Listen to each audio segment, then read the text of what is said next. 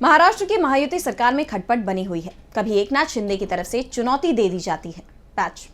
महाराष्ट्र की महायुति सरकार में खटपट बनी हुई है। कभी एकनाथ शिंदे की तरफ से चुनौती दे दी जाती है तो कभी अजित पवार की नाराजगी की खबरें सामने आने लगती हैं।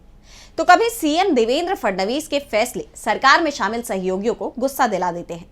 और अब एक बार फिर सरकार के अंदर टकराव की खबरें आने लगी हैं। कारण सीएम फडणवीस को बताया जा रहा है। तो क्या है पूरा मामला, देखिए इस रिपोर्ट में। महाराष्ट्र सरकार में घमासान मचा हुआ है। सरकार बनने के बाद से ही डिप्टी सीएम एकनाथ शिंदे की नाराजगी की बात सामने आती रही है। फिर अजित पवार की पार्टी एनसीपी कोटे के मंत्री धनंजय मुंडे को लेकर गठबंधन के भीतर तकरार की भी बात सामने आई थी। और अब मंत्रियों के निजी सचिव और ओएसडी के मसले पर फिर से खटपट होने के संकेत दिख रहे हैं। दरअसल फडणवीस सरकार में एकनाथ शिंदे और अजित पवार डिप्टी सीएम हैं, लेकिन फडणवीस किसी भी मसले पर इन दोनों को कोई ढील नहीं देना चाहते।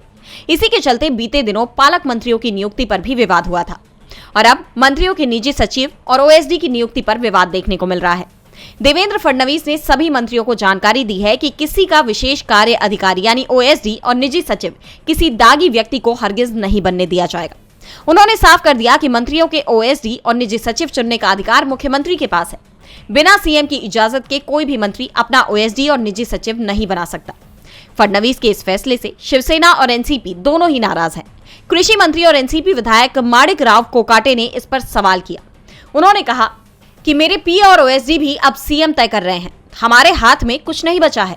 अब मेरे जैसे लोगों से सरकार पर कोई असर नहीं पड़ेगा।